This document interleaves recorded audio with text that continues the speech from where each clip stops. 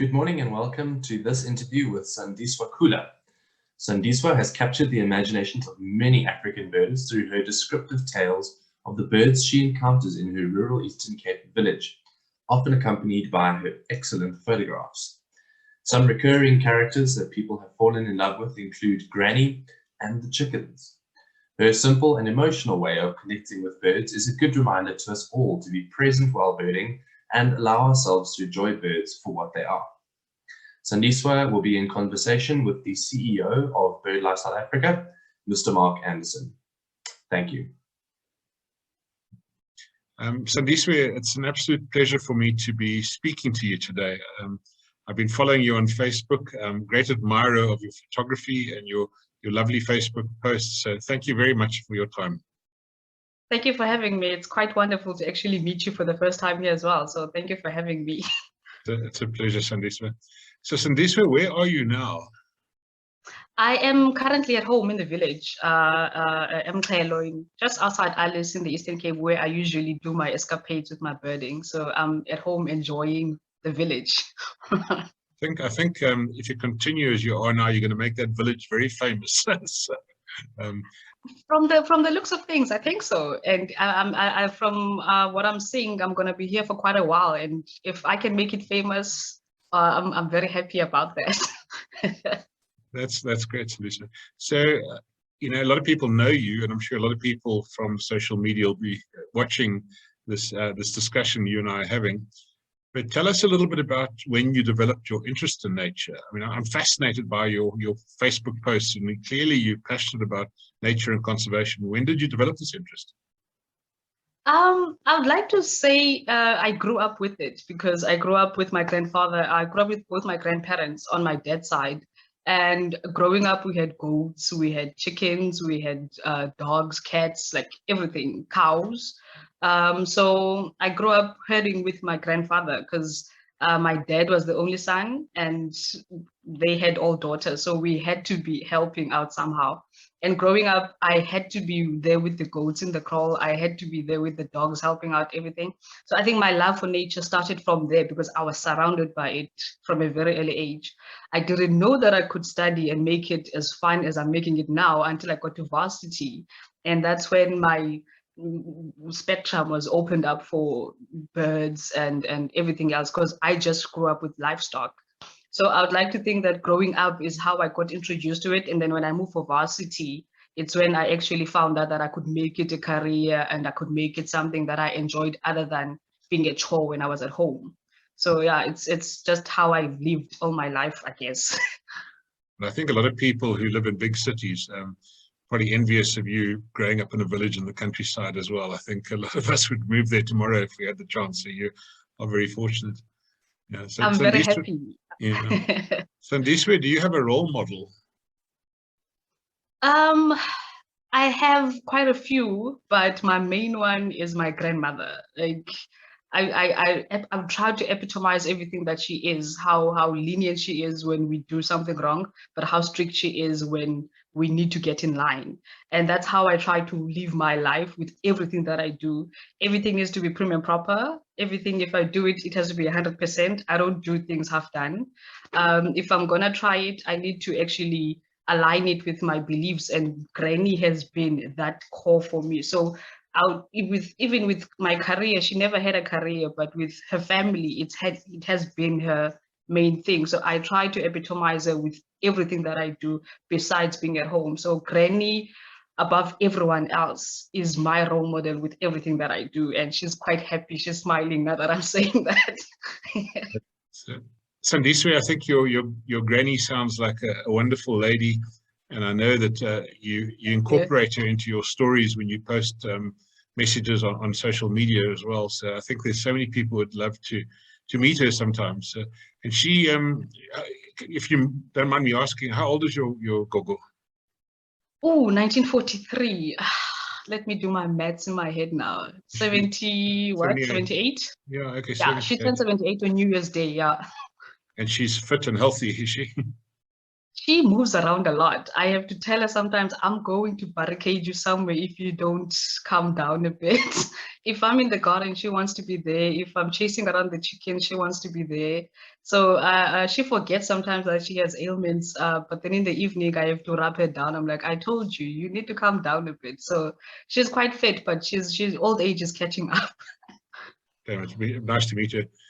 Sandiswa, I think a lot of people are interested to know what, I mean, firstly, your gogo thinks of your interest in nature and birds and photography.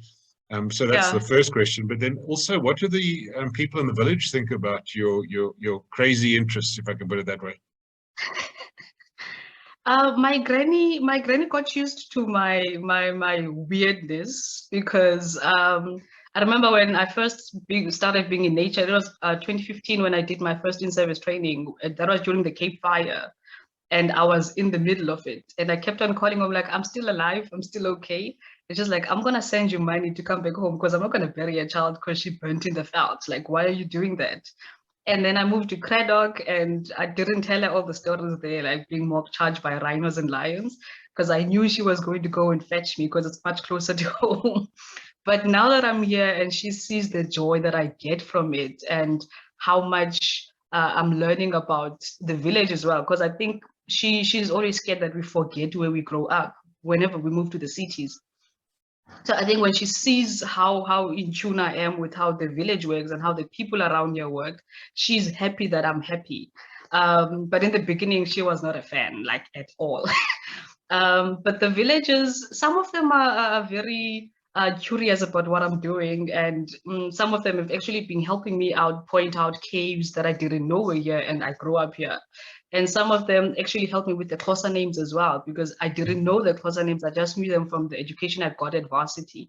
So it's a bit of a 50-50 thing where some couldn't care because they don't know what I'm doing, and some actually very helpful because I think that it's nice for them to see that there's a career that you can make from something that is for them in everyday life. So I'm happy with the 50-50. And if I could get it to 100-0, then I'll be even happier. But for now, it's still a bit of a middle thing where some are happy, some don't know, some don't care.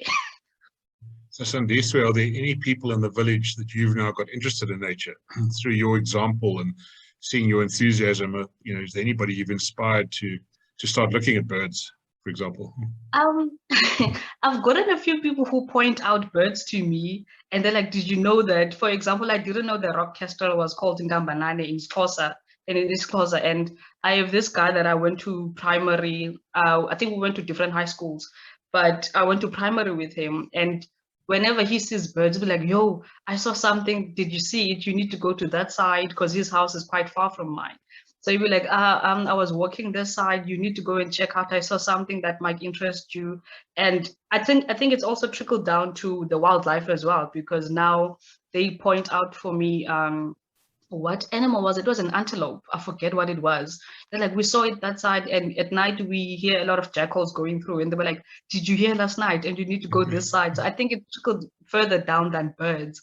So I'm very happy because I'm a nature person in general, and birds are just my niche that I focus on mainly. But for everyone else, it's always nice for them to see that I venture out from birds as well, because then they help me out with that as well. So there's quite a few people who've come up to me and be like, yo, we saw something that you might find interesting, and if you get a picture of it, just please show us. If not, then you can always wait for us to show you again. That's wonderful. So you live in the village, you live with your grandmother, and I see some of your posts, you talk about some of your daily chores. Yes. Looking after some of the livestock. Tell us about what what does an average day in your life involve? Now that it's winter, it's waking up a bit later because it gets very cold in the morning. But in the morning, it's feeding the cats, the dogs, the chickens, making sure that the ones that are laying eggs have their eggs proper. And in the evening, we have to take them out because we have a rat infestation all of a sudden that's actually chowing our eggs. But mainly it's making sure that everything is eaten before we eat, because if they don't eat, my granny is on my case. Like, yo, they can't speak for themselves. So take care of my livestock. And we have a vegetable garden that is, we haven't bought vegetables, I think, since February, if I'm not mistaken, because we grow everything that we eat. The only thing we buy would be meat every once in a while. But as long as everything of hers is fed, they have water, everything is locked up in the evening, because if you don't lock up, you wake up, even if it's at 8 p.m., you go and lock those gates. But mainly it's just making sure that everything is alive, and you watch out for the kestrels, because her chickens are very important to her. Okay. So I mean, I'm going to talk about birds in a moment, but I was just wondering, is your granny on WhatsApp? Has she progressed? I mean, people in their late 70s, no, she's not on WhatsApp, is she? So. No, if she wants my aunts to know anything at home, she tells me, do that messaging thing of yours that you do. She doesn't even know it's called WhatsApp. She does not care. As long as the messages get through, how they get through is my baby. Interesting. So Sandiswa, I mean, I know you're interested in nature in general, but birds are a particular interest, and certainly, you know, I've seen that from the photographs you've taken. So, you know, why birds? Why not birds? But at the same time, I think birds for me, it wasn't even a thing that happened consciously, because when I first started doing it, I had a friend who was very much into raptors, and the first time I got introduced to it was 2015, when we had to do bird counts at Nordu Beach, because I was stationed at Silver Mine Nature Reserve, which is part of Table Mountain National Park. And I didn't know what I was doing. And they were like, you need to go count birds. I'm like, why? But when I got to understand what role birds play in everything that we find and we enjoy, it was like, oh, so the pollination that we always find, oh, nice pictures of plants. Birds have a role in that. The rodents that I'm struggling with here, the raptors actually have a role in it. And yeah. I didn't even understand that I was actually enjoying it until people started pointing it out to me that, do you know that you're into birding now? I was like, oh, that's what this is. I didn't understand it. I was just enjoying learning something that I wasn't introduced to when I was growing up, because growing up it was just livestock. So I think now that I've found that I enjoy it and it brings me joy and it's teaching me peace, because birding will show you flames. So I think I'm learning a lot of stuff about myself as well from the birding, because you need to be patient. You need to wait for the right light. You need to understand a certain bird doesn't act the same way as another. So I think it's just a whole incorporation of all those things where I'm like, oh, there's actually importance to them, but at the same time, their importance is adding something to me, which goes back to my name, which is add value. So anything that adds value to me is just great for me. That's so nice to hear, Sandiswa. So, I mean, thinking about your birding, is there a bird that you saw for the first time? Was there a moment when you looked at a bird and for the very first time in your kind of the time that you've been birding, you stopped and looked and thought, well, you know, these are amazing creatures, and you admired that bird? Can you remember, you know, a specific species that you looked at in a different way and kind of opened up your eyes to the world of birds? I think because when I was in Stellenbosch, because I spent a few years in Stellenbosch, I studied there before, and then I went back to work after I think 3 or 4 years of being away from it. And the Cape White Eye for me, which happens to be one of my favorites, it was everywhere. But at the same time, every time you see it differently, because now one time you'd see it in a group and the other time you'd see it alone. And I think that one picture that I took where the chick was being fed by the mother, I don't think I sent you that picture actually, but it's part of my post on the BirdLife group. And when I took that picture, I think it was one of those moments where I know for a fact that my parents would do anything for me. They would feed me, they'd take care of me. But watching that Cape White Eye mother feed her child, and I think it clicked to me that, oh, living organisms all have that motherly instinct. And I'm like, even birds have a special way of doing things, because I couldn't get close enough to that bird because the mother was hounding me. And I think it's one of those moments where when you look at it, you're like, oh, we are not alone in this whole mothering nature thing. And that one picture, I'm even happy now that I got to get that picture, because some things you can like, I'm not going to photograph it. But when you have a picture and you look at it, it reminds you of what was going on at that time. And every time I look at that picture, it's like, oh, everything has a motherly instinct. And that one picture for me is the best one that I could have gotten a chance to actually photograph. Yeah, it's true. I think often we take the common birds for granted. So the Cape white-eyes, for example, they're all around us. It could be a laughing dove or a Cape sparrow. We see them all the time. But when you stop and actually look at them carefully and you think, well, actually, this is a very pretty bird and their behavior is quite interesting. But, we kind of pursue all these rare birds and we want to see something different. But times we just need to stop for a moment and just admire the birds around us that live in our gardens and live in our village. Exactly. And funny you should say that, because I was going through my posts, I think a few days ago after we've set up this meeting, and every chance I was like, I haven't seen a Cape white-eye since I moved to the Eastern Cape. And for me, that and the Cape Batis. And for me, there was like, I took them for granted when I was in the Western Cape. And now that I'm here, I actually miss seeing them and how they interact, because they're not the same as the Cape Sparrow, which I never got a chance to see, funnily enough, when I was outside. So it's always those things that pop up every one I give you, like, they're quite everywhere, but them being common, that doesn't mean that we need to take them for granted. So it's weird that you actually say that as well here. Yeah, I think we generally don't appreciate things. I try when I'm outdoors, just for a moment, just to appreciate how lucky we are to be in nature. If you lived in other parts of the world, like in Europe, where it's cold and rainy most of the time, we have wonderful weather in our country. We need to appreciate it a bit more. Yo. I think that's the one thing I would miss about South Africa, this joy of having to just wear shorts in winter. So Sandiswa, you talk about the Cape white-eye as a bird that you've looked at and photographed and admired because they're such good parents. Do you have any other favorite birds? I mean, some of the species which you're more familiar with in your village in the Eastern Cape?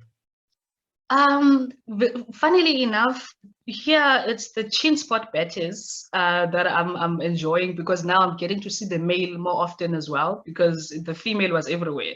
But now lately, and they even come close to our house of late. So I'm very happy about that. And yesterday I saw the crowned hornbill. It was a lifer for me a few weeks ago, and then now I think it's the 3 that I photographed. They flew over my house yesterday. I was like, oh, you're coming closer, because I don't have time now to do the birding and walking around the village, maybe for the next 2 weeks.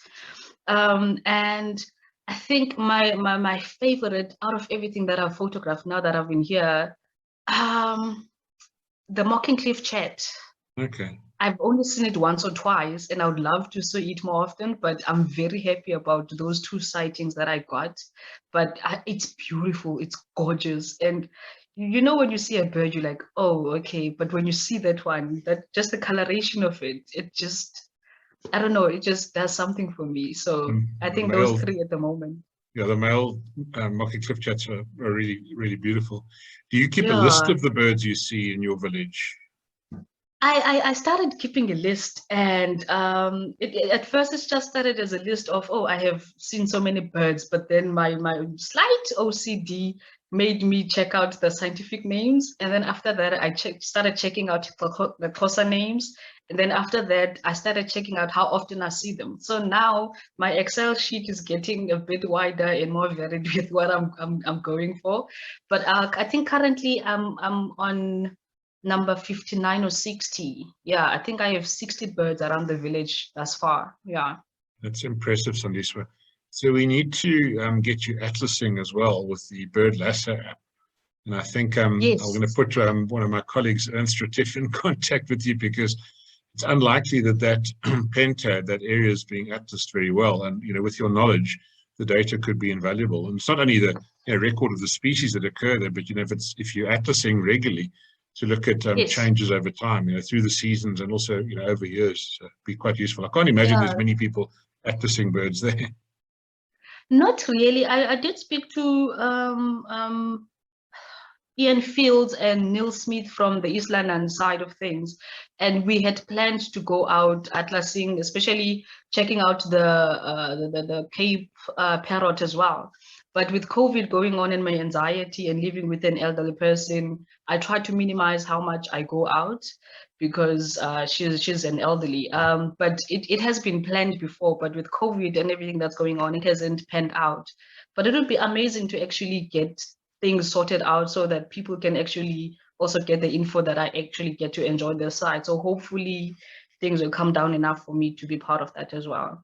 Yeah. So the nice thing about the Bird Atlas project, the Southern African Bird Atlas project, is the records one collects now are probably going to be valuable to researchers in 50 years' time or 100 years' time. So Exactly. it's all restored and it Exactly. becomes available to researchers. So Yes, Sandiswa, so you've definitely. had an interesting career, and well, if you've worked at the Botanical Gardens in Stellenbosch, and you worked at Mountain Zebra National Park, is that correct? Yes. Because I was wondering about the various things you've done, and you shared your CV with me, and I could see you've done some really exciting things. But during your responsibilities at the garden and at the park, I mean, are there any specific tasks that you had that you thought were really fun? I mean, kind of things that you thought, well, this is really nice. This is why I'm so pleased I'm pursuing a career in nature conservation. Funny enough, I've never been a fan of public speaking because I tended to have a stutter whenever I had to have a group of people listening to me. But when I was at the garden and we had to do environmental education for school children, and because I was one of the few people who could be used on ad hoc basis on a lot of things, I ended up being part of the EE programs. And watching those kids learn about everything that we take for granted because we work there was the best part for me. Because now you just give them a talk and they're like, oh yeah. And then, because if you do that to adults, they usually were like, okay, thank you, moving on to the next thing. But children have questions that sometimes you won't even understand that they know about. And for me, getting to watch them light up and I'm quite sure they felt the same way I felt when I was learning about ecology and everything when I was at varsity. And I'm happy every time they learn something at a tender age because I didn't get that growing up.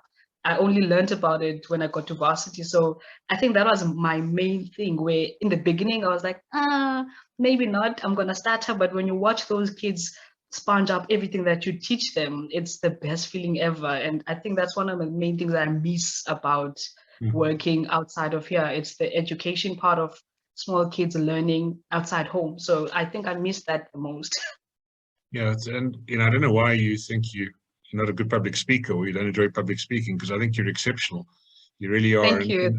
And what I like about you as well is, you speak with passion and enthusiasm. And I think you must have inspired a lot of those young people, because they're only going to become interested in nature and birds if they're hearing from somebody who's passionate about the subject.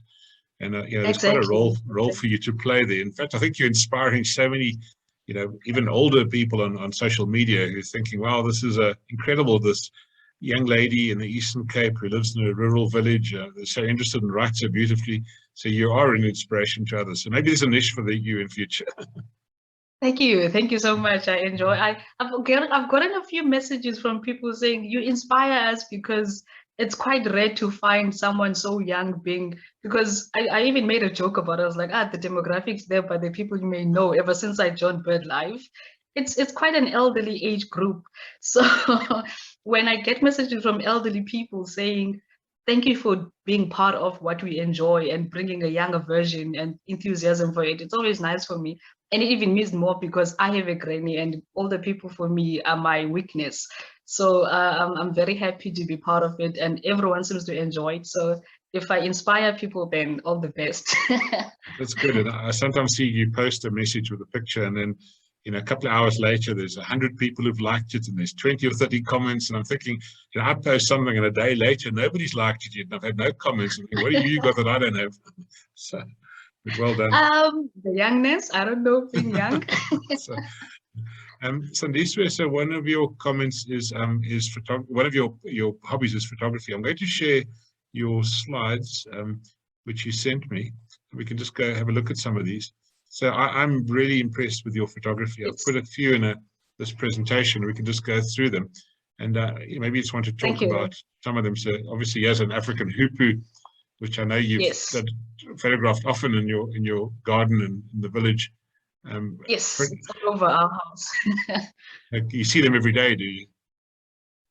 Yes, quite every day. They've been a bit quiet now, I think, because it's a bit colder. But I see them every other day now. But during summer season, every day they just come and scavenge in our yard, and they're the best things ever. Yeah, and I must aerate the soil. I'm sure they play an important role. And here's the bird you mentioned earlier, which is an absolutely beautiful bird, the mocking cliffchat. And the Afrikaans name is the Sandiswa Kula. So they are really spectacular. I mean, the contrast between the upper and low parts is quite startling. Yes. I remember when the first time I saw it, I was like, no, I didn't have my glasses on. I was like, my eyes are deceiving me. And so I think I'm going to next time have my glasses. But the next time I saw it, I was like, oh, you look so gorgeous. I'm going to try and get pictures. I think I have 50 pictures of the same bird because I couldn't stop clicking. That's good. And then you talk about you have some raptors flying over this. For me, it looks like a Lana falcon. Is that correct? Yes, I've only seen it twice, and this time it was actually scouting out our chicks, and the second time it came for 2 at once. So it's not my granny's favorite, but it's gorgeous, and it looks very mean. It looks like it's waiting just to pounce. They will occasionally take a chicken or two. I've often thought, if I had Lana falcons or maybe other raptors in my area, in my garden, I'd probably keep chickens just to watch all the action. You don't need to go on safari to the Kruger Park. You can actually have it all in your garden. Yeah, but no, this one, I don't think this one was very friendly, but it's a beautiful bird nonetheless. Yeah. So this Cape Wagtail, which yes, in fact, people often say to me that they used to see them more regularly in the past, particularly in gardens. I don't know, sometimes I wonder about the pesticides we use in gardens, whether it's had an effect on the Cape Wagtail. But they're quite regular in your garden. Yeah, they're always in our garden. Because even this one, there's always 2 or 3 that are in our yard, and then whenever I finish watering the garden, I think they're drinking from the droplets on the leaves. But every time I've taken a picture in the garden, they're somewhere loitering, they're making a sound. They make the cutest sound. So maybe while we poised at this picture, you have what equipment do you use? Which make of camera equipment are you using? I have a Canon 250D or D250. I never know which way to say it. And I have it was the double lens kit that you buy all together with the 600 lens. I always use the 600 lens. I just recently got a gift of a Sigma 600 lens as well, which I still haven't figured out the settings, because whenever I take pictures with it, it always comes out blurry. So I was like, you know what, until I find time to play around with it more often, I'm gonna stick to my original lens. So I'm a Canon person. I don't see myself changing. I think the bug beat me and I'm done. I also have Canon equipment, and I think people they stick with their brand and remain loyal to it. But I'm one of those. Let's just go on and have a look. So there's another bird that you mentioned earlier. Yes. So the chin spot badges. I actually took this a couple of days. No, last week. Was it last week? Yes, I took it last week. And this day was the same day that I got to see the male for the first time. So I was very happy to see both of them together, because usually I see the female alone. I love this picture. It's one of my favorites of all the pictures you've taken, because the bird looks cute. It looks inquisitive. I think it's actually looking at you and thinking, what on earth is this young lady doing with that monstrous camera and pointing it at me? Yes, and I think I was playing hide and seek behind our garage here, because I kept on. I think that the camera, the lens pointed out first, and then I came in slow motion. So I'm sure it was looking at me like, another one, because I think this is the female that usually visits us around the yard. So I think it was another one of those days where like, you again. They're really attractive, and I actually got the book out earlier just to have a look at the chin spot badges. And what I actually like about it when I look at that picture is that little throat spot that it's got. Yes. And it's quite cute, and of course the kind of yellowish eye. It's a very, very pretty bird. And again, one that's fairly common in the bushveld, but people just take them for granted, and they move on to look at others. And they should pause for a moment to look at the badges. Yeah, and they're quite friendly birds because the first time I saw them was this side, but these ones are the first one that I can actually get this up close to because they're very skittish when I'm out in the fields looking for them. But the ones that come through next to our yard, they're quite friendly. So I think when you get friendly enough with them, they tend to let you take as many pictures as you want. But they are gorgeous birds, and the eye and the mustache, I want to call it that, is for me a favorite. The whiskers, I guess I can call them that because it's quite distinctive of them because even the Cape Batis has that thing around the mouth as well. Yeah, yeah. He has a bird that's very difficult to photograph. They're usually tucked away in the bushes. You want to tell us about this photograph? I didn't even know what it was. I thought to me it was a pipit because I saw this by chance after I photographed the crowned hornbill. And I was walking back because walking up, I had to be very quiet so that the hornbills didn't go away. But going down, the words that I was speaking, my granny would smack me for. So I wasn't expecting, because I think this one came out because I was making so much noise. It's the scrap robin, white-browed scrap robin. Right? Yeah. So when I was walking down, it just flew past, and for me, I thought it was the Batis, so I didn't pay attention. So I just took a picture and moved on. And then it kept on following me around. When I got this picture, particular one, I looked at it, I was like, no, this is not it. Because the chest of it was very different from the Cape Batis. I was like, I'm gonna check when I get home. When I get home, I couldn't figure it out. I only got help when I posted it on the BirdLife group. I was like, oh, I got another lifer in the same day. So I'm very happy about this picture.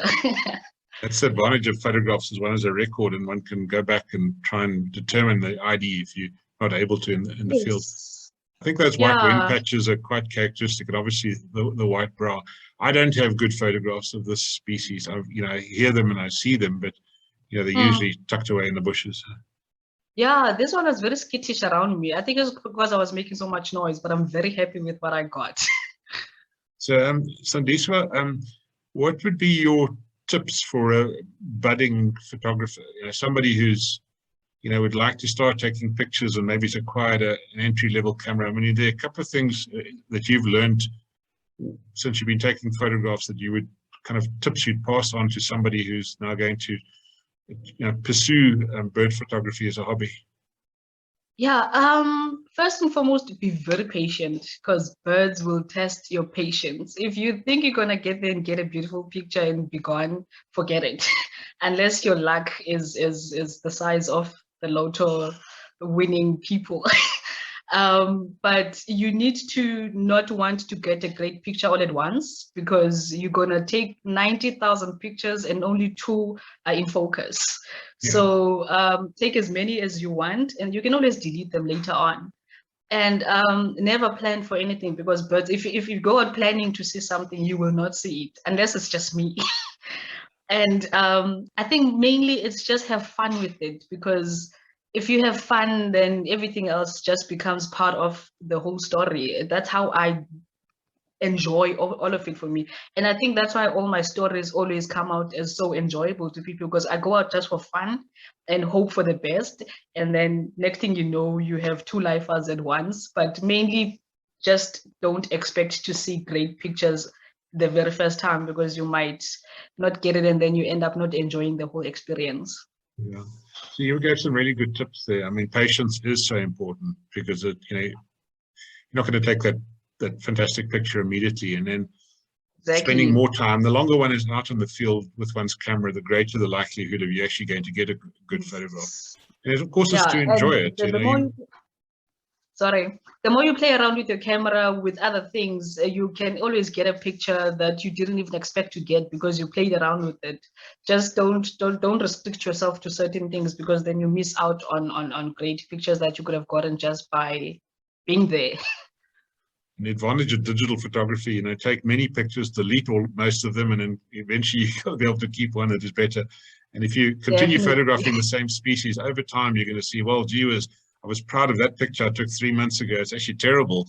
The picture I took today is infinitely better. That's what happened with the African hoopoes, because in the beginning I was like, what am I doing? But then the more time I spent with them, I was like, oh, you can get one with the crest up. Okay, that's great. So Lisa, I'm going to stop the slideshow now, and Okay. so we can just chat a bit more before we end off. I can't believe how quickly the time's gone chatting to you. So I think we could talk for hours. But just to end off, Sandiswa, I mean, you know, BirdLife South Africa is a conservation organization. That's where we put all our efforts in, is to try and conserve birds and their habitats, and not for ourselves. It's obviously for, you know, for everybody on the planet, and everybody benefits from the work we do. And I think that particularly our habitat conservation work, conserving habitats, provides clean water and clean air for people. But yeah, sometimes one gets a bit despondent because, you know, we see the planet, things deteriorating a bit. I mean, but you're such an optimistic and positive person. You know, what are your views on the future of this planet? Are you scared? Are you positive? Oh. I'm a bit of both, actually. Sorry about that. My messages are popping up. I thought I blocked them. I would like to say I'm a bit of both, because with organizations like yours and Sand Parks and Cape Nature and all the private ones like the Botanical Garden in Stellenbosch that I worked with. Now, I'm speaking from my experience. It's always nice because you get to meet other like-minded people, and you know that you're not the only one fighting for this cause.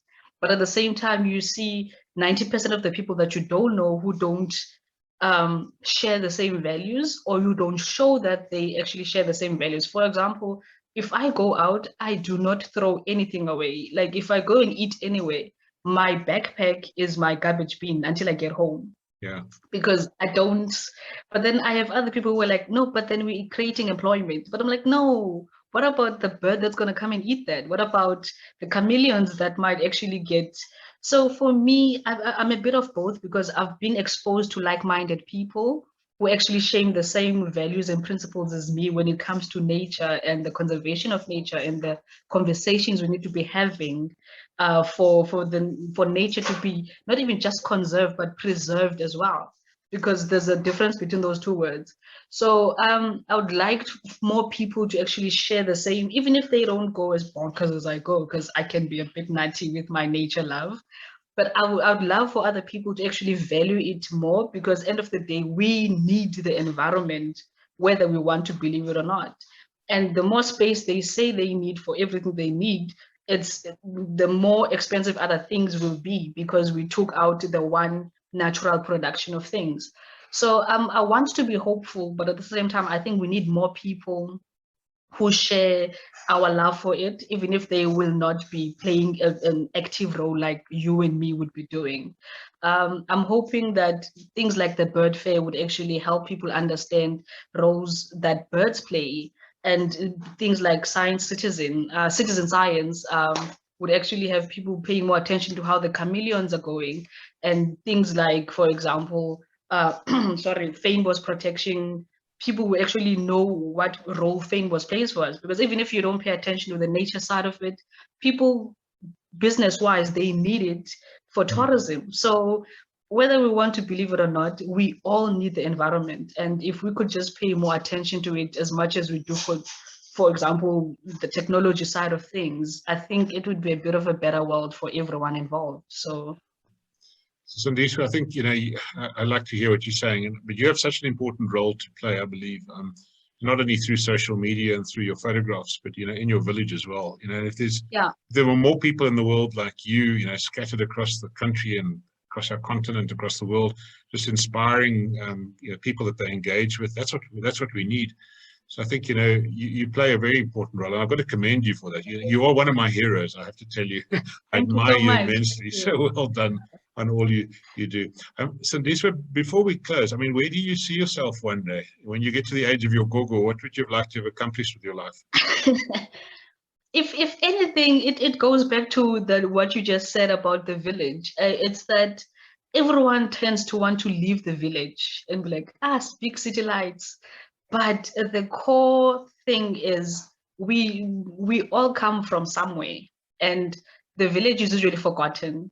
And for me, it's just putting a brighter light to the village. It doesn't have to be mine necessarily, but villages in general, because the level of humanity that we get here, the level of help that you get from here, the level of health, even not physical, but the environment.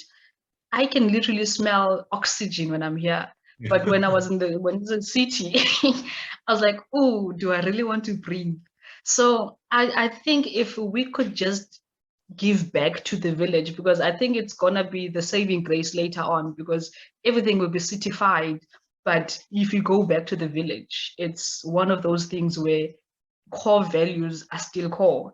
And if I can point people towards the village and how interconnected we are, and how interconnected with the environment we are, and how we tend to keep everything working 50-50, if I can get 20% of the country, just the country, not even now the world, just the country, to value how the villagers value things, I'd be the happiest person to die at 90 years old. So for me, it's just going back to our values as people and taking care of the environment like how people in the olden days did. And if I can get people through my social media, through conversations in the village, to actually value what we need, because end of the day we need it, I'll be a very happy old person, even if I don't make $1 million, which ultimately is a dream. There is, more to life than materialism. But and I hope you do live to 90, because you've got a long time Thank to you. be able to achieve all your goals. Okay, so Sandiswa, we're going to close in a moment, but you've got a massive following on social media. I mean, there's literally thousands of people, a lot of them ladies, I see, elderly white ladies amongst them. But there's a whole suite of people who support you. But do you have a kind of final message? Because a lot of them will be listening to this discussion. You've got a message for them. Mainly, thank you. My granny would smack me if I don't thank people for the love. Just still smacks me. Like even now, I'm 31 this year, and she'll be like, I didn't teach you that. But mainly it's thank you for embracing what I have to bring, because it's always nice to know where you stand for yourself. But when you see other people gravitate towards what you enjoy and you give them joy as well, it's always a good feeling. So I just want to say thank you for actually enjoying my enjoyment of things. And the book is coming, because I get a lot of messages going, when are you writing a book? It's coming, it's just very slow. Well, that's I have a lot of other things to do, but thank you, and I hope to make your lives as wonderful as mine is currently in the village, even if you have to do it virtually. But mainly it's just being thankful for being part of such a very nice environment where you don't have to be scared and worried about anything. So they just bring me joy, and I'm happy to bring them joy back as well. So thank you for that. That's lovely, Sandiswa. And I need to say thank you to you too for your time for this discussion. Pleasure. It's been an absolute pleasure for me to be able to talk to you. Likewise. And also thank you for all you do to raise awareness about the environment, about birds, and for engagement on social media. And all I want to encourage you to do is please continue doing so.